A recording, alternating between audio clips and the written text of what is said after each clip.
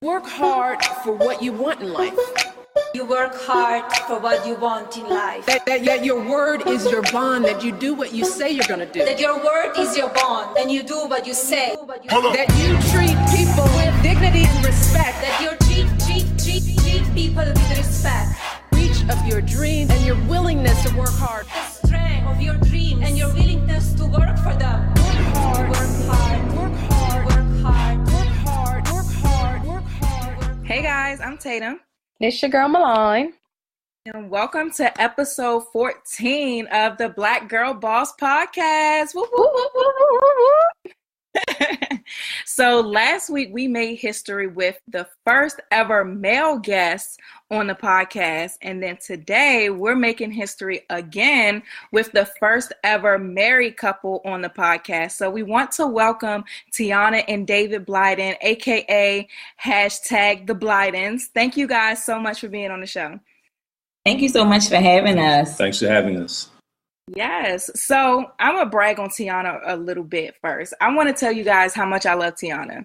So Tiona is just like my grown woman goals. Like, she's a mom, she's a wife, she's a business owner, she's a woman of God. Like, she's just out here doing everything that society says that we can't do.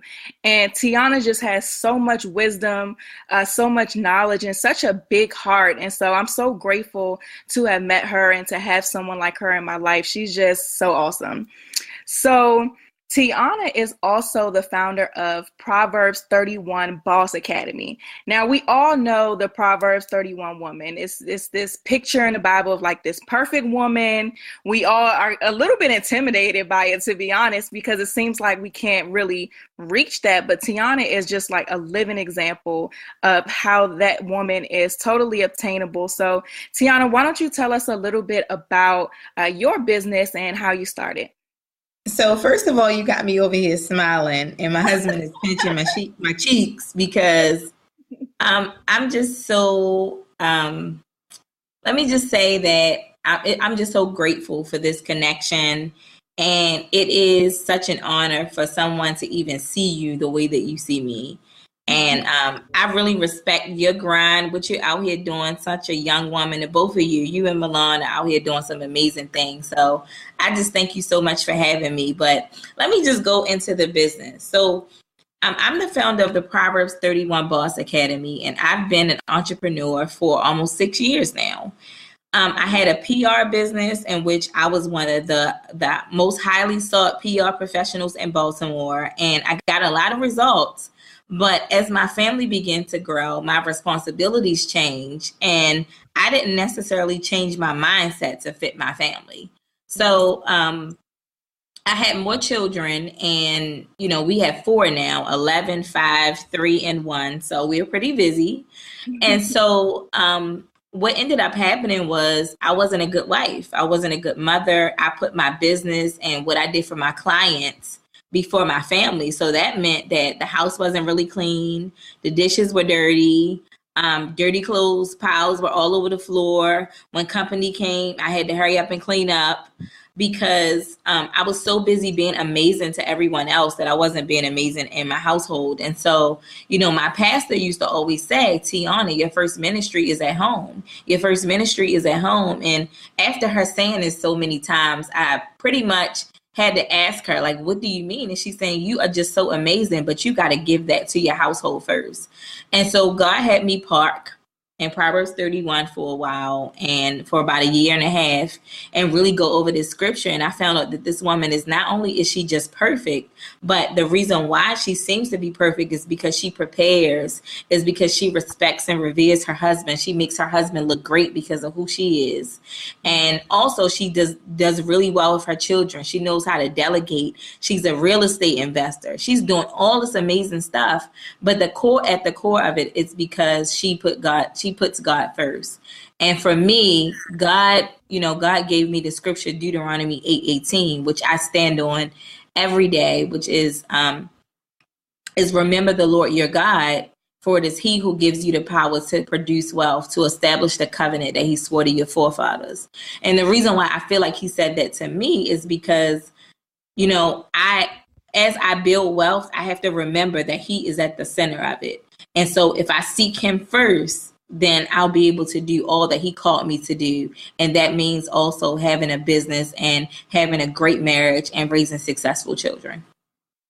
I think that is so amazing. And I think that this is a good conversation to have because last episode, it was really entertaining. We had Cedric on the show and we had a lot of fun, but I felt like it wasn't too much substance and not as much substance as I would have liked to have on the episode. And I say that because like even some of the feedback we've gotten, some of our listeners were saying like, oh, I want to find me a boss bae, or I want to find, an entrepreneur, but we didn't really talk much about what it really takes to make a relationship work when you're an entrepreneur. Like it's way more than having two people with the same occupation. Like it's a lot of work. So with you guys being married, how do you manage that? Because I know that you both are entrepreneurial, and Tiona, you share with me how you may be the hustler right now, but once your business gets to a certain point, then David is going to be that hustler. So how does that work with you guys both being bosses, so to speak, right now? Well, the main thing is having patience, always communicating with each other, always putting our goals, laying our goals out so that we know exactly the direction that we're heading in. And, also just that belief in each other, and that all comes down to everything as far as I said, patience, communication, and just a clear vision of where you're going so that, if right now, Tiona, she's out there, she's, living her goals and her dreams and fulfilling, what God called her to be. That's great. From a husband standpoint, I'm going to be there to support her, to do whatever is needed and whatever is necessary to make sure that she's successful, because when she's successful, I'm successful, our family's successful. So just having that patience, being on one accord with each other and having clear vision. And also just because I'm, working a 9 to 5 and Tiona is out there grinding right now doesn't mean that I'm distant away from the business. I'm still participating. I'm still supporting. And wherever she needs me to be, I'm there, whether it's getting up early, going to sleep late, helping her out with ideas, proofreading anything. Is just having that strong support system there to support each other. I would just say that when your spouse has a business, when your boo has a business, if you guys are together, then, both of you have a business because, a lot of times, even if you're not married, when you have an event, your boyfriend, your husband, whoever that you're dating, they're there to help you set up, to break down, to do all of those things. And in our household, my husband does a lot of the things that a lot of men wouldn't traditionally do because I may be on calls, I may be doing homework, he may be giving the kids a bath, sometimes he cooks dinner, but we do what works so that way we can both be successful. This is really about doing what we have to do so that we can get where we have to go. And the scale is going to tip at some point. Once this business gets to the point where it needs to get, then the scale is going to tip, and I'm going to be probably handling more of the household responsibilities while he's out there making his dreams happen, and we are okay with that.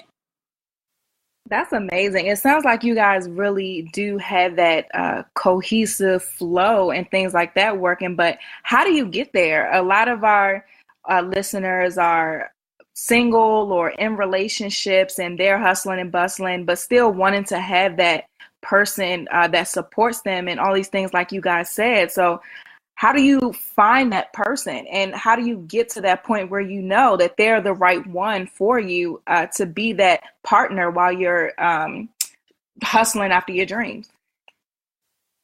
Well, I'll just start with that. Basically, for me, it was, when I was picking out the guys that I dated, I wasn't doing it right. Just to be honest. I had to really stop and give God my full attention so that he can make the right man notice me. And so I think before you even think about like working together in a relationship, you got to make sure that you choose the right person or the right person is choosing you, because choosing the wrong person could just take you down a different path. And I feel like for my husband, he pretty much affirms me, reaffirms, reassures me that no matter how difficult it may get, that I'm on the right path. And I do the same for him. And so as it relates to us being in our relationship, getting there in the beginning, it wasn't always easy. There were times where I would be on my phone doing PR a little bit too much, and my husband would be upset with me. And, just being honest, and because you're in PR, you got to be up on the latest thing whenever it's happening. And so I had to, number one, make a career switch. But in that time where I was still doing it, I also had to say, okay, after this time, I can't be on my phone. When we have a date, I can't be on my phone, because after PR dries up and I retire, like, this is the man I'm going to be with at the end of the day. And he can't be mad at me over no social media. So it's really about prioritizing. And that's why I say God first, family second, and business and ministry third, because if you keep things in that order, you'll never get it confused. Right. David wants to answer. I also say just, having that strong foundation, taking the time to know who you're with, or taking the time to figure out exactly what type of prospect you would want, whether you're a man, what type of prospect you're looking for. If you're a woman, what type of prospect that you are looking for. And you have to know the core values with that. Of course, having someone that will support you. If your dreams are very high and they're uncomfortable with that and they're hindering you from accomplishing your goals, then you're going to have to make a decision, at that point, even if you might be deep in love, but you'll have to sit down with that person and really just figure out, without getting an attitude, just, as adults, sitting down and just getting to know that person a little more, just filling them out, saying, all right, where do you see yourself in 10 years? Where do you see us? You might see us, okay, being married with children. Okay, how does that look like? How are you picturing that? This is where I want to be. If you and that individual, if it's too far apart, you're going to have to make that decision whether, hey, okay, I'm going to give up my dreams and goals for this person and be happy and satisfied with that. Or, hey, this individual, maybe, they maybe not built to take that journey with me as far as where I'm going. You can't have anyone hindering you, or especially that person that's close to you, that person that's connected to you, that person that can affect the way you think, the way you feel about yourself. And that's where Tiona was stating before, as far as having someone that builds you up and not tear you down. You have to make sure that, just really evaluate who you're with or what prospects you want, and, don't settle for that. Tiona, you've talked about before how your relationship prior to David was nothing like this. So can you talk a little bit more about how you made that transition from that type of relationship to this wonderful marriage that you have now? The short story of that is, I've realized that you attract, like, people treat you how you treat yourself. Mm-hmm. And in the previous relationship, I didn't value myself very much. And so it was easy for that person to come in and, talk to me any kind of way, treat me any kind of way, and really just disrespect me as a woman, make me feel like nobody wanted me, I wasn't worth anything. And so what ended up happening for me is that before I could even see my husband, I had to find God, on a level in which I wasn't dependent on anybody outside building me up, but I looked to God to increase my self-esteem. As a matter of fact, when I wrote down some of the things I wanted to fast on, when I first found God, I fasted for a whole year in 2008. And one of the things I asked him to do for me, I wrote down 20 things. One of the top 5 things I asked him to do for me was to increase my self-esteem, because I understood that if I didn't see myself a certain way, then I wouldn't be able to tell someone else, you can't treat me that way, because I don't look at myself a certain way. So first I had to find God and look at how he saw me. And that was the standard. No matter how I felt about myself, that was the standard for how other people needed to treat me. And so my husband was always there. We've been friends since I was 18 or 17, actually. We've been friends since I was 17. And so very close friends. But it wasn't until I was around 24 years old that I started to see myself the way God saw me. And I felt like I was worthy to be with somebody like him. So as soon as I put my attention on God, then that's when my husband, I started to notice him for the first time, and he noticed me. So my advice to any woman that's out there is like, don't be so focused on a relationship, because the Bible says he who finds a wife finds a good thing and obtains favor from the Lord. And basically you can tell from that verse right there that you're not supposed to find the man. He's supposed to find you. Mm-hmm. That's awesome. So, David, last week, Cedric talked a lot about, I just want to say Cedric had this very unrealistic view, in my opinion, on what a woman was supposed to be like. And I won't say what she's supposed to be, but just he had these so high standards that I feel like a lot of guys will identify with that.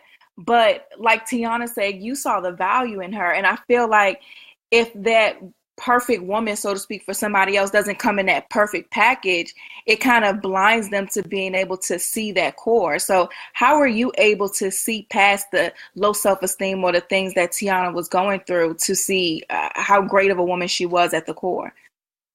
Well, first off, I like to say that no one out there is perfect. I'm not perfect. I have my flaws. And my wife will know, of course, she knows my flaws up close and personal. So we all have what we see as a realistic goal as far as, the perfect woman, the perfect man, what all the check boxes that they have to have.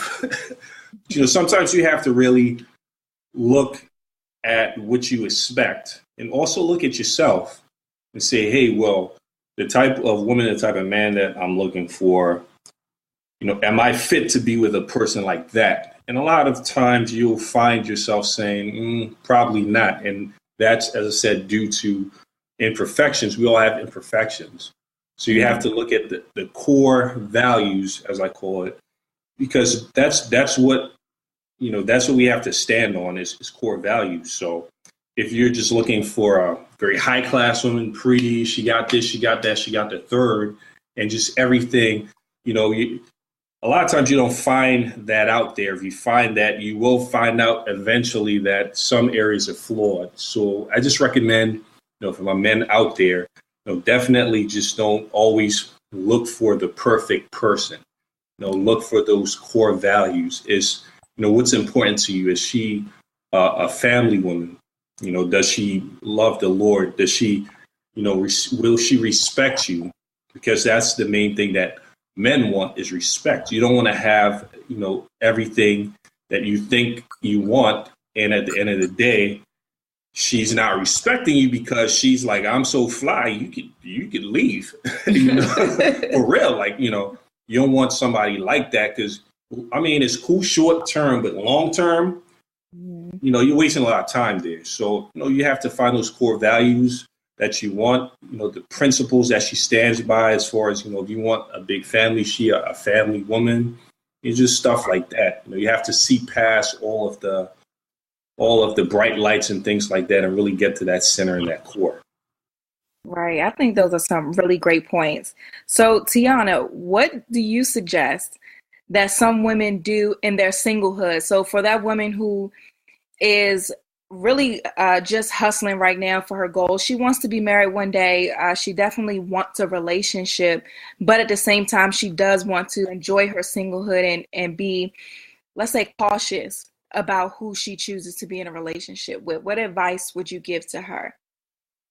I would say that, first of all, your singlehood is something that you should enjoy. Too often, I did enjoy mine.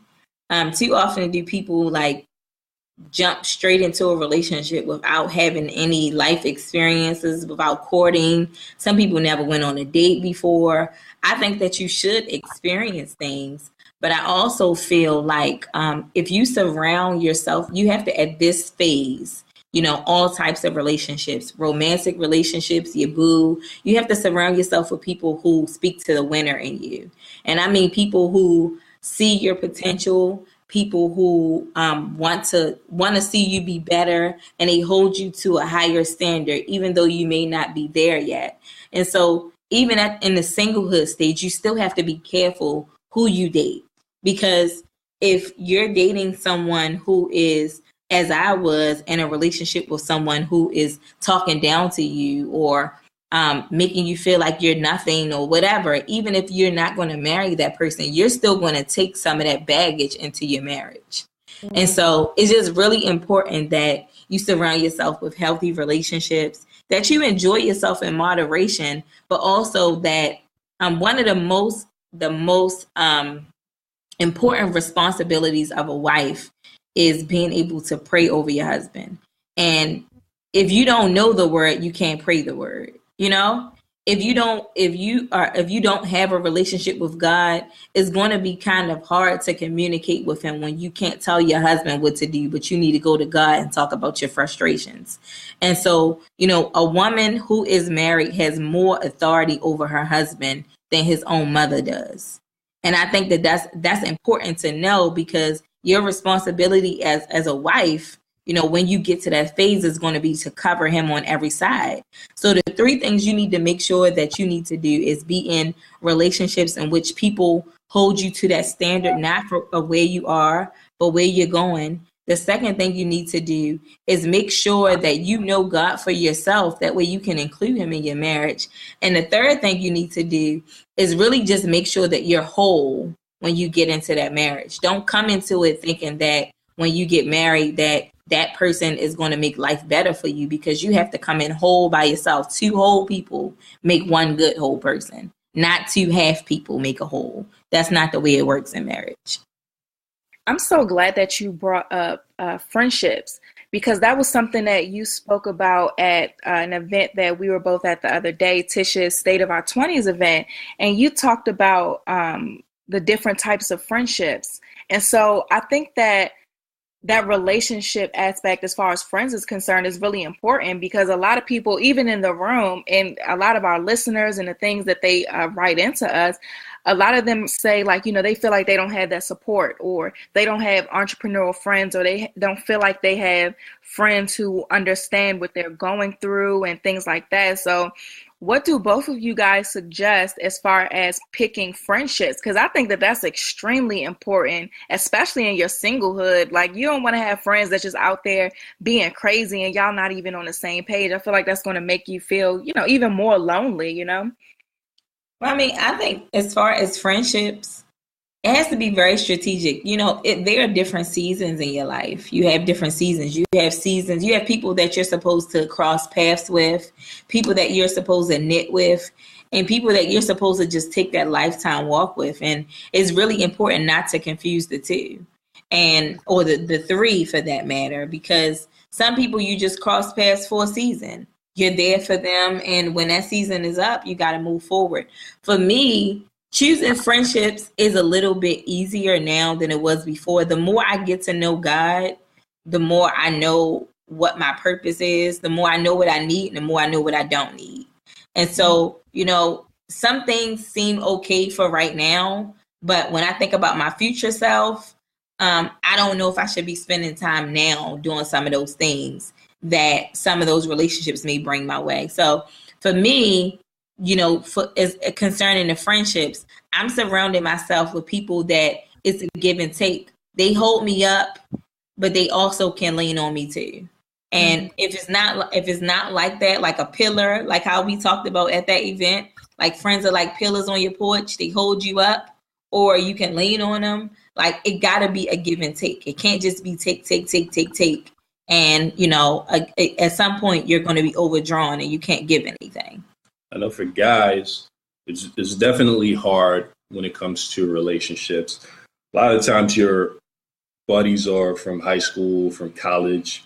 And at that point in your life, you lived your life probably different than the stages that you're going into now. Sometimes it's very hard to separate yourself because you feel like you're turning your back on the people who have had your back in the past.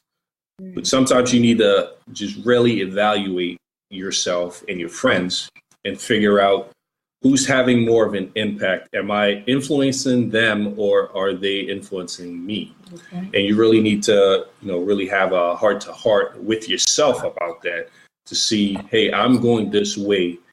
They're not going that way. Or in a situation, I'm going this way, or they might not be taking the same path that I'm taking, but they're supporting me in everything I do. They might be living life a certain way, but when I come around, they already know, okay, I see you, I see what you're doing, we support you, we're proud of you because, you're representing us as well. So you really just have to evaluate the company that you're keeping, even though it might be company you're very familiar with, a company that you love. You have to really evaluate that because you have to, at some point, you're going to have to say, all right, is this worth me? Is this worth my hindrance? So it's not turning your back on your boys. You'll always love your boys no matter what. But if they are not supporting you in the way you need to be supported, or if they're holding you back every time you move forward, you do new things, they're, having an attitude saying, well, you're acting brand new, or you're too good for us, or stuff like that. That lets you know that, all right, it seems like they're starting to get uncomfortable with my growth. So you might need to just distance yourself away from them. You always have love, keep in communication with them. But, as far as your growth, man, that's very important that, this time that we're here on this earth, man, it may seem long, but these days are flying, these years are flying, and really don't have any time to waste. Can I just say that entrepreneurship is sometimes lonely. Sometimes when you're building a business and when you're doing things that that you don't have people around you that understand, besides your spouse, like sometimes I don't want to just talk to my husband. Sometimes I need a girlfriend, and there are seasons where you don't have those people. And that's when, we talk, I really pray about relational prosperity. Like, God, can you surround us with some couples that are, that are doing the same things that we're doing? Can you surround us with people that have children and are trying to build a legacy? Can you surround us with, can you surround me with more sisters in success so that when I have a hard day with a client, they're not going to be negative, but they're also going to have me look at it and say, what could you have done differently in a situation? You need that. Mm-hmm. And I think that's a good point. And it reminds me of something that you always talk about, praying strategically, and something that you teach. And I think that is so amazing because a lot of us who may not be, let's say, avid churchgoers or may not have grown up in church, or especially with our generation, it's this big thing where we consider ourselves more spiritual than religious, whatever that means. But what are some tips that you can give to the listeners on how they can pray strategically for the things that they want to see happen in their life? So I just want to paint a picture really quickly because then they will understand the importance of this. If you think about a soldier, right, going out into the battlefield, you think about the armor of God, the helmet of salvation, the breastplate of righteousness. These are the things that God tells you to put on, the sandals of peace, the belt of truth, all of those things that God is telling you to put on. The two things that most people talk about is the shield of faith and the sword of the spirit. And if you think about actually going into a battlefield, if you just go into the battlefield with a shield and no sword, you can protect yourself, but you can't defend yourself, if that makes sense. Mm-hmm. So the sword of the spirit is actually the word of God. And the word of God is actually the only way that we can defend ourselves. We can pray, but if we're not praying strategically, we are not as effective. If we're not using the word, we're not as effective as we would be if we use the word. So my suggestion to those women or those people who are out there, men and women who are saying, I want to pray strategically. I would tell you can't use the word of God in prayer if you don't read the word. And so, I know it sounds cliche. We read all these audio books and, we listen to the audio books, we read books, and we quote saying affirmations, but, we need to be able to say some scriptures. We need to be able to say, for I know the plans I have for you, plans to prosper you. Like in those moments, we need to be able to recite what it is that God promised us against situations that we're in. And so, what I would encourage people, when I first started out, I used to read a life application Bible all the time. I still revert back to it. A life application Bible is just a Bible that you use that basically breaks the Bible down in layman's terms. It makes it seem like a story. It explains each and every passage for you. So if you're just starting out, you could just go to a book and just start with the book of Proverbs, the book of wisdom, if you want to become more wise and have the word of God on the inside of you. Read the book of Psalms if you want to know how to navigate through different situations in your life. And you want to see how David wrote the book of Psalms, right? I think David wrote it. But you want to see how David, basically, when he was faced with adversity, how he answered and how he spoke the word of God over his life. Like those are the things that you can start with so that you can be able to fight. You can't defend yourself if you don't know the word. And so, the idea of I'm just spiritual and, I'm going to join church when I get in my 40s. None of us really know how much time we have left. And I just want to tell you, like, if you're not taking this journey with God, even if you are on an amazing journey, you have not even tipped the iceberg of all that you can do with his help. Mm-hmm. That's awesome. So before we wrap up with you guys, do you want to share anything else with the audience? Like, I love talking to you guys. I just think that there's been so much wisdom shared today, and I think our audience is going to get a lot out of it. So before we go, is there anything else that you guys want to share? Yeah, I want to share the fact that, just real quickly, the fact that most people, when they listen to this, they may think, oh, their relationship is perfect. And it's absolutely not. We still have our own challenges. But the difference is we've realized that we are both on the same side, And so, when you get married or when you come together with someone, you definitely want to get with someone who has what you need. Like tonight, I actually am creating a woman's planner.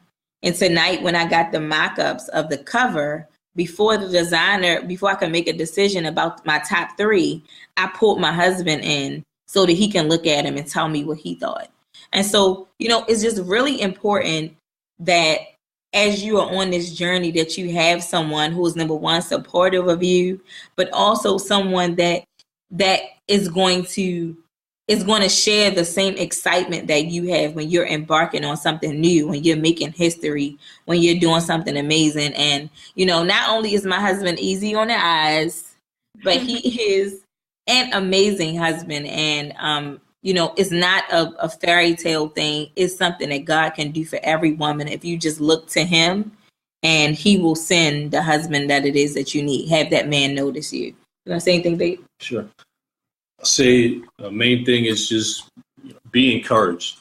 Men be encouraged, women be encouraged. If you're taking that journey right now and you're alone, be encouraged. You pray, you meditate exactly what you're looking for. You know that you're worth it. As a man, you're worth it. You're worth having that woman in your life that respects you and also builds you up, as well as if you're a woman, you definitely deserve having that man in your life that you deserve and that builds you up also. And just realize that if you are married or if you're engaged or, if you're a couple and you're in business together, if your role is not a great role, your role is still important. Everything counts when it comes to business. Even if you're having an event and, your wife or your husband or your significant other is at the door taking tickets. That's very helpful. It may not seem like it's a big role to do, but in the grand scheme of things, you're very important, because if you don't fill some of those roles, then who will? And always look at your strengths also. Everyone has something to bring to the table. One person may be a little more detailed, one person may be more creative, and one person may be a little more reserved, and the other one may be ready to jump out the window. Like us. But, it definitely balances off each other. So don't ever feel that, hey, she or he, I can't really use them. Trust me, you can use them in some form or fashion because everyone has strengths. And within business, you can find a place for them. Or if you feel that, hey, I don't understand what he's doing, start asking questions, figuring some things out. You may be able to help, as Tiona said, whether it's, trying to, get a venue, you might be a little more detailed and say, hey, for this type of crowd, you should have it at this location instead of the one you're choosing. Everyone can help out. I think that's a great note to end on. So thank you guys so much for being a part of the show. Y'all have been such a joy. So we definitely appreciate you guys. Thank you so, so much. Thank you for having us. Yes, we appreciate you. Thank you. Of course. So everyone, Tiona, tell everyone how they can keep up with you guys on social media and all that good stuff. So you guys can follow me on social media. My husband doesn't really do social media, right? But you'll see him on my page. I'm on Facebook at Tiona Blyden. My first name is spelled Tiona. And my last name is spelled B-L-Y-D as in David, E as in Edward, N as in Nancy. On social media is like Instagram and stuff. I am Tiona K. Blyden, K as in kangaroo. And kangaroo. Yeah, so I'm really excited for you guys to join me. Also want to give like a special gift to your followers if that's okay. Is that okay? Yeah, of course. So I have a Proverbs 31 Boss Manifesto. This is something that if you go to the link that's going to be provided through Tatum and the Black Girl Boss podcast, then you'll be able to print it out, put it on your mirror, and say it every day, because this is one of the things that I do. I have one on my mirror. I created it. And I speak over myself twice a day to just say that I can handle all of my roles and responsibilities through the grace of God. So I like to give it to you all if you want it. Yeah, of course. I'll put the link in the show notes, and then I'll also send out an email blast with the link to our list. So if y'all aren't on our email list, you're missing out. So go on the website at www.blackgirlbosses.com, subscribe to our list, and we'll send that out. So thank you so much again, you guys, for being on the show. We appreciate you. Thanks, guys. Thank you again. Thanks Milan. Guys, we're going to take a quick break, and then we will be back with questions from our listeners. And we are back with questions. As usual, you guys, if you want to submit a question, send us a DM on Instagram at Black Girl Bosses, or you can send us an email straight through Instagram, but follow us on Instagram at Black Girl Bosses. All right, so let's get into these questions. Our first question is from Bria Simone. That's BRI.A_Simone, SYMONE. She asks, and there's several questions in this, so I'm going to break them up and then we can answer in parts. Okay. The question says, besides the textbook definition, how would you define the difference between a business owner and an entrepreneur? I want to start my own business, but lately I've been struggling within because I feel like I have to create something to be the next big thing. I want a brand and someone to invest into my company, but how can what I do become large scale mainstream? So that first one is defining the difference between a business owner and an entrepreneur. Answering this is kind of a struggle because I don't really see the relevancy of answering it. But I mean, an entrepreneur by default is a business owner, but you can be a business owner without being an entrepreneur, because you can be the CEO of a company you didn't start, so to speak. You know what I mean? People hire new CEOs all the time. But I don't know. An entrepreneur is somebody who starts their own stuff. A business owner is somebody who owns a business. And I know you didn't want the textbook definition, but I gotta be frank, like that's my definition as well. Facts. I mean, if you want a business, the difference between an entrepreneur and a business owner, I guess in the best way, think of Chick-fil-A or a franchise. You have people that own those franchises but didn't necessarily start it. So if you want to say that's a business owner. But I think the better question is when you're asking about entrepreneurship is the difference between an entrepreneur and a wantrepreneur. Hello. So the entrepreneur has an idea today and then 1 month later has the business. Right. The wantrepreneur has the idea of today and then a month later still has that same idea. Right. And based on the rest of her question, I know you said that we like your big sisters, girl, so you might not like what we have to say, but it's all out of love. But based off of what you said, it seems like you're on that wantrepreneur side. You said that you want to, what did she say? I'll read the rest of it because there's actually 2 more in there. Okay. It says, I want a brand and someone to invest into my company, but how can what I do become large scale mainstream? I want to be in fashion and become a fashion designer and stylist. And I haven't started a blog yet because I have school full time and work 2 jobs. So blogging isn't really in my schedule as of now. Okay, girl, first of all, and she said something about being the next big thing in the beginning. Yeah. You worried about the absolute wrong things.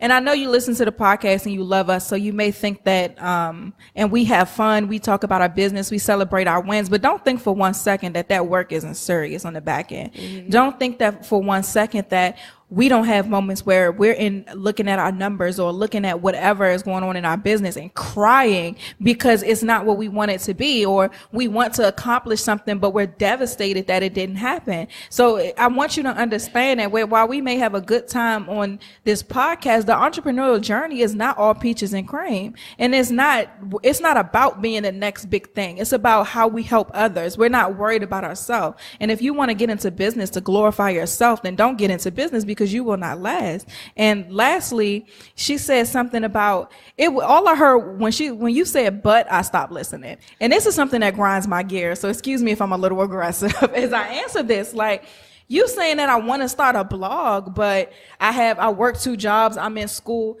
Then you don't want to start a blog. It's as simple as that. Girl, I work a job. I'm in grad school. I do the podcast. I run the Entrepreneurs Brunch. I run a public relations agency with 8 clients. So don't tell me what you got on your schedule. You know what I'm saying? Care. Because we don't care and it doesn't matter. I don't care. You either want to start your business or you don't. And if you don't start your business or you don't start your blog, you don't start what you want to do, you know who's going to suffer? Not us, not the rest of the world. You are, because you're not fulfilling your talent. And and other people may suffer because when you live in your purpose, it's for other people. So yeah, you're doing the world a disservice, but we don't know what's a disservice because we ain't met you yet. Facts. So you have to really decide how bad do you want it. And I don't really accept that, but XYZ. I mean, even she's in school, so taking it to her level, my senior year of college, my last semester, I had 2 jobs, 2 paying jobs, an internship that paid. So I had 3 jobs. Oh, girl, I was not playing. Stuff had to get paid for.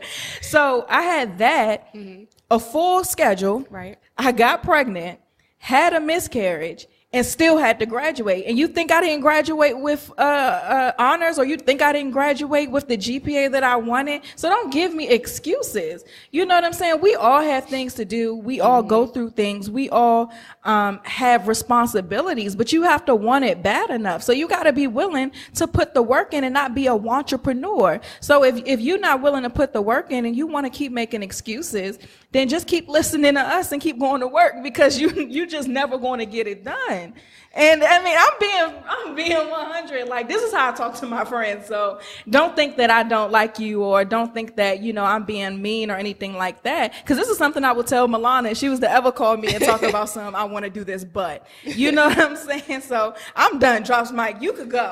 I'm done. So I have 2 things in this real quick. You said I want a brand and someone to invest into my company. You already thinking wrong. I don't want anybody to invest in my company if they don't believe in my company. And you're not invested in yourself with the free stuff, which is time. What, girl? So you need to believe in yourself and make sure others believe in your brand first, and then worry about everything after that. Because if people don't believe in it, they can invest in it just to take it from you. And just because you didn't believe in it, they're going to brown nose you, and you sitting there with $1. Or 50 cents. The second thing is you saying about becoming a fashion designer and a stylist and a blog. It's too many ands and it's too many ideas there. Pick one. Pick one and create a plan and flourish on it. And that's when I drop my mic. And work the plan and work hard and don't make excuses because we don't care. Work make hard these for what you want. Hello. So pause this, go back to the beginning and re-listen to that intro song because you got to understand you have to put the work in. There's no way around that. And that's something that really makes me mad because a lot of people, especially in our generation these days, they'll put something in their Instagram bio and act like that's what you are. That's not what you are. So why are you looking at me like that? Who came to mind? I don't even know. Yes, you do. I don't even know. But that's facts though. You putting that let's say I'm a fashion blogger in your bio. You don't have a blog.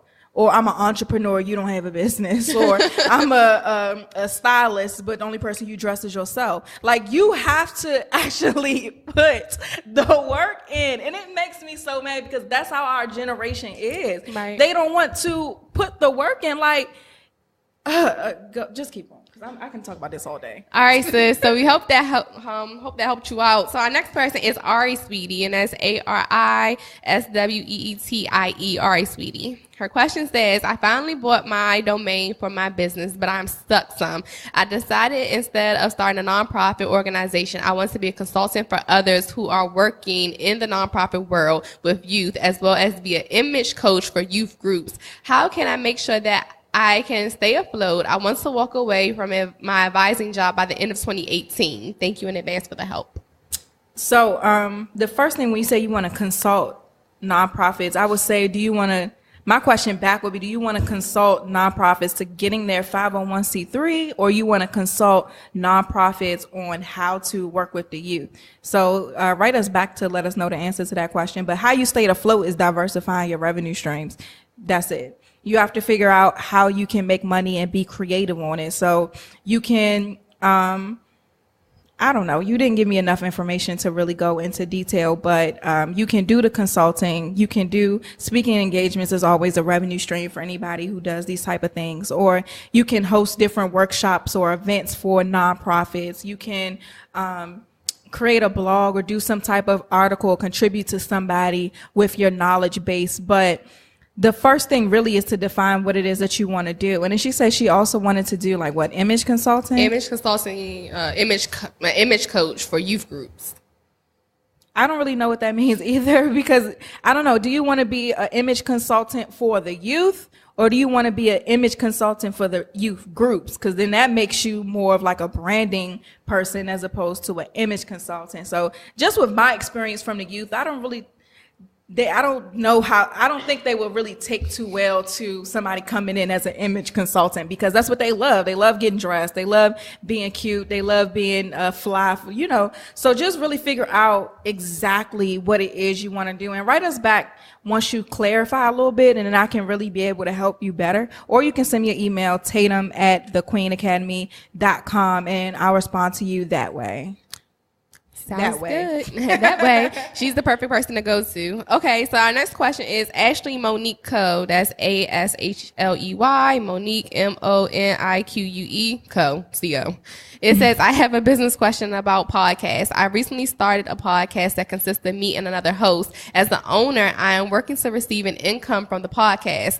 When it comes to the income, how would I determine the amount of percentage of what I would pay my second host? Okay, so if the host, so I'm assuming that the host isn't an owner as well, that she's just the host. Yeah, she's just there. That's something y'all got to talk about. Like, we can't tell you that because it's not about you. Like, geez, that should be the theme of this episode. It's not about you. It's about the agreement that y'all come up with and something that she's comfortable with. Milan and I both own Black Girl Bosses. I'm not going to come to somebody and be like, hey, can you spend your time with me every week running your mouth and I'm going to pay you $20 an episode or, $20 an hour for whatever. Like, no, it don't really work like that. So have a conversation with her to figure out what she wants. That's something that you guys have to come to an agreement with, but also understand that that person, if you want them to co-host your podcast, they obviously bring value to the table. So have a very open and honest dialogue about what can be mutually beneficial about that situation. And also the first step before you saying I want to make money off this podcast is that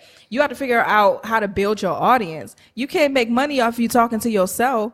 So while y'all having that conversation, or after y'all have that conversation, really strategize on how you want to get those listeners up so that you can actually make money. Because if you say, I'm going to give you $20 to my $100 and you ain't even making $20, then who going to get paid what? Right. You know, so definitely focus on building up that listener base as well, and have that open and honest conversation, and whatever y'all come up with, get it on paper and go that way. That way. I agree. So that's the last question. Yeah, that was it. All right, cool. So we're going to take a really, really quick break, and then we will be back with the wins of the week. And we are back with the wins of the week. If you guys want to submit your win, per usual, hit us up on the gram at Black Girl Bosses. So I'm just going to give my wins really quickly. I have a very big one that's soon come, guys. But my biggest win this week was I got an award yesterday at my girl Tish. So shout out to Tish. She had an event called the State of Our 20s. And so it was a great event about what they don't teach you in school, how to be an adult, how to create the life you want. So with great speakers, Tiona was one of the speakers there. Raven, who's been on our show, was one of the speakers there, and a great panel as well. So shout out to our listeners. I met a couple listeners there as well. And I got the award, the 2017 Dreamer of the Year Award. Yay. Woo-hoo. Yes. Thanks, Tish. So, Valon, what were yours? Okay. I'm so excited for you to announce the next one, but okay, whatever. I gotta be patient. My wins for the week was I was asked to do 3 speaking engagements. That's really Tatum's speaking thing, but I guess I'll take it on. But it's 2 at Bowie, and then another one is at the University of Maryland, so I'm super excited about that. Woo-hoo. Yes, yes. This past week, I also launched the idea, I guess you could say, or the announcement of the Millennials to Millionaires program that will be here June 2017. And off of that, I got 7 people in that, first 13 minutes to email and inquire about it. So shout out to y'all. Yes, yes. And both of us made it to this Sunday. So. Yes, and next episode we got to talk about, because it's officially second quarter. So next episode we got to check in on how our first quarter went and what our second quarter goals are. So stay tuned for that, y'all. And that's all my wins. Yeah. So tell them about what the Millennials to Millionaires. Tell us about the event. So the program. So basically the program is taking current entrepreneurs who are kind of stuck in their craft. They're like, okay, yeah, I know I want to move forward, but I don't know where to go next. Like, you're in that entrepreneur mindset, but you haven't fully developed the entrepreneur state of mind. Mm-hmm. So that's for you. And then it's for aspiring entrepreneurs who think that's what they want to do, but we're going to really test the waters in that first assessment to see if you have the entrepreneur state of mind to move forward. So in the beginning of the program, you get a freebie, and that's that free assessment. So I run you through multiple tests that I've taken myself through and I've taken others through to see the outcome, so I know what type of leader I am, because it takes the type of leader to be an entrepreneur. Right. So I came out with that leadership style to be an entrepreneur. So you'll take that assessment, then you'll take the business management assessment to see if you have what it takes to be an entrepreneur. So again, it's completely free. Once you see either you checked out yes 100% or 99 or whatever percent you may be, it can't be below 70% though. So if you are below 70%, you can't enter the program, because ultimately you don't have the entrepreneur state of mind to continue forward. Same as for the current entrepreneurs, you'll take that test as well to see, okay, maybe I am a good business developer, but I can't manage that business. So you'll get to go through that. You get to go through a multitude of modules online, that's programs, that's activities. You get a good book to read that actually I read and Tatum put me on to that shows you what you need to do to make $1 million. So all in all, they'll take you through those assessments and those tests and those trials and tribulations to continue to develop your business, know how to pitch, know how to develop a team, what's feasible, what's not feasible, and basically do all things strategic to be successful as an entrepreneur. Not necessarily within your business, but as an entrepreneur. Right. That's what's up. So that's my program. I'm excited. So how can they reach out to you for more information? Email us at info@managementpr.com. Amen. Yes. So thanks, guys, for hanging in there with us for another week, and we will holler at y'all next week. See ya.